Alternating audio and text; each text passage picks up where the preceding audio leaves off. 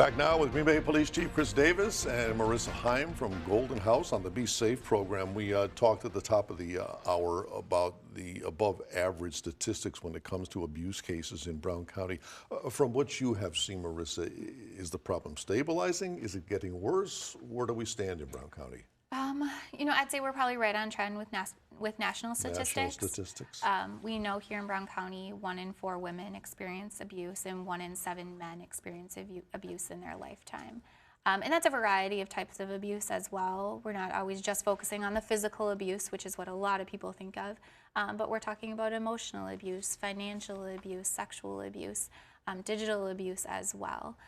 So when you think of those numbers, it is pretty alarming. It does happen in our community. We've heard stories in the past, Chief, about COVID contributing to the problem with people stuck inside with their abusers. Did you find that to be the case, either Chief or Marissa? We did see a little bit of an uptick in domestic violence incidents reported to us during, especially in 2020 and 2021. For last year, it seems to have come back down a little bit closer to the longer term trend line, but we hover around 500 reported incidents of domestic violence a year, which is still 500 too many. But we did see a little uptick in COVID. Yeah, what is overall numbers? What does your department look like as far as how many times you've had to respond to a domestic abuse? So in 2022, we responded to 488 domestic violence calls. And in those cases, we made about 514 arrests for a total of just under 1,000 different charges. Some of the more common charges that we see in these cases are anything from disorderly conduct, which would cover property damage or threats or something like that. Obviously, a substantial number, about 250 cases where there was an actual physical assault and other charges like that. So it's still a fairly significant problem in the community. And then that's just what gets reported to us. We know that what actually ends up being reported to police is really just the tip of the iceberg in terms of abuse. That was a question I had for either the Chief or Marissa. How much of it's going on out there that you're not hearing about? Yeah, unfortunately, there is a high number that is happening that we don't know about, and then that law enforcement also doesn't know about. So we do actually see more individuals than what Chief Davis has shared with us that do seek services.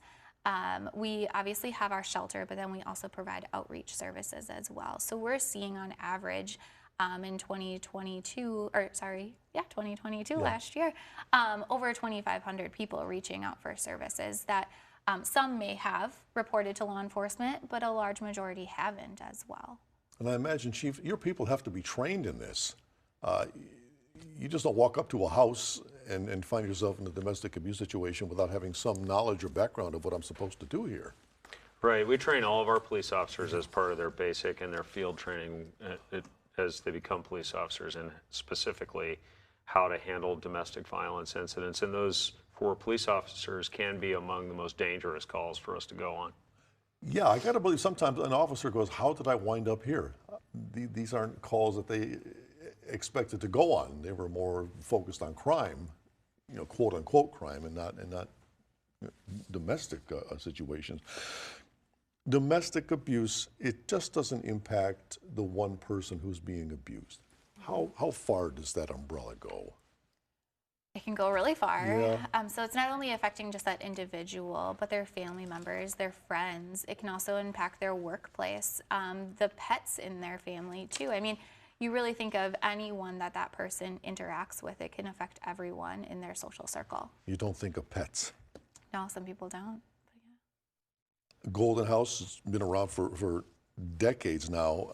How are you getting the word out beside the Be Safe program?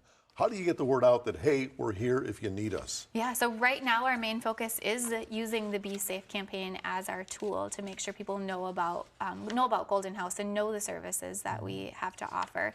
We have been around for over 40 years. Right. A lot of people do think we're just a shelter. We don't offer outreach services. And hopefully also utilizing this tool of the 920-212 SAFE phone number people realize they can reach out, they can use us on a daily basis, an outreach service, see our therapist, meet with an advocate for safety planning, that we're not just a shelter. So this is right now kind of our number one tool of making sure people know that we're here. We're going to be here. We're here 24/7. Our trained advocates are always in the building to respond, and we're here to support them. It's the Be Safe program, and we have much more to come after this. Stay with us.